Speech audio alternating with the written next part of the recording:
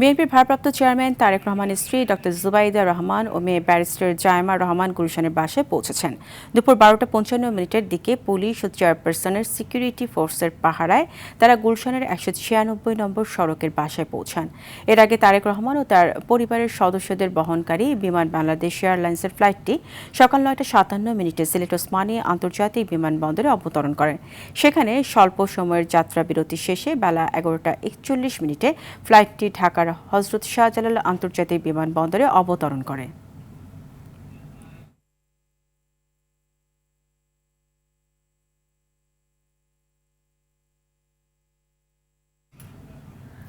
দর্শক, গুলশানে তারেক রহমানের বাসার সামনে আছেন সহকর্মী রাকিব হাসান, সরাসরি যুক্ত হচ্ছি তার সঙ্গে। রাকিব, তারেক রহমানের বাসভবন ঘিরে নিরাপত্তা ব্যবস্থা কেমন দেখছেন? তিনি কখন নাগাদ বাসায় আসবেন?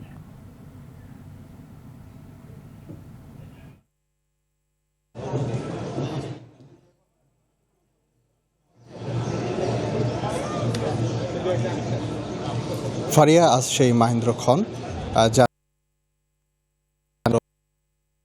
তারেক রহমান ও তার স্ত্রী জুবাইদা রহমান ও তার মেয়ে জাইমা রহমান আজকে দেশে ফিরেছেন।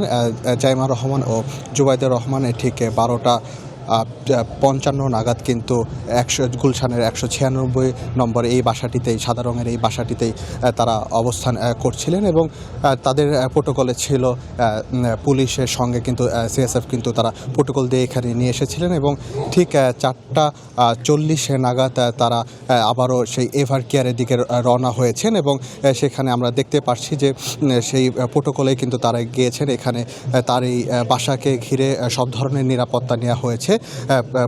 এই রাস্তার দেখা যাচ্ছে যে পুলিশ যারা রয়েছেন এখানে কিছুক্ষণ আগে আর্মিরা টহল দিয়েছেন। প্রত্যেকটি রাস্তার মোড়ে মোড়ে সব ধরনের যে আইনশৃঙ্খলা রক্ষাকারী বাহিনী কিন্তু নিয়োজিত রয়েছে। এখানে প্রত্যেকটি মোড়ে আমরা আর্মিদেরও দেখতে পেরেছি, যাতে করে এখানে কোনো ধরনের অপ্রীতিকর ঘটনা না ঘটে।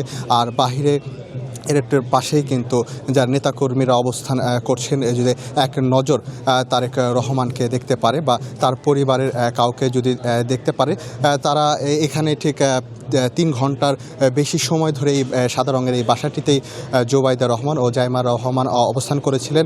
এখন তারা এভার কেয়ারের দিকে গিয়েছেন, তাদের সেই বহরটি, এবং তারা ঠিক জানেন যে বেগম খালেদা জিয়া অসুস্থ রয়েছে, এভার কেয়ারে ভর্তি রয়েছে। তাদের দেখতেই কিন্তু দীর্ঘ 17 বছর পর আসার পরে তারা কিছুক্ষণ আগেই তারা রওনা দিয়েছে। তো এখানে আইনশৃঙ্খলা রক্ষাকারী বাহিনী থেকে জানেন যে সব কিছুই কঠোর নজরদারির মধ্যে রয়েছে। সেখানে এভার কেয়ার থেকে তারেক রহমানও ওখানে যাবেন, তো তারা আবার এই বাসাতেই ফিরবেন। তো গুলশান থেকে এই ছিল আমার কাছে সর্বশেষ তথ্য। ফারিয়া। রাকিব, আপনাকে ধন্যবাদ।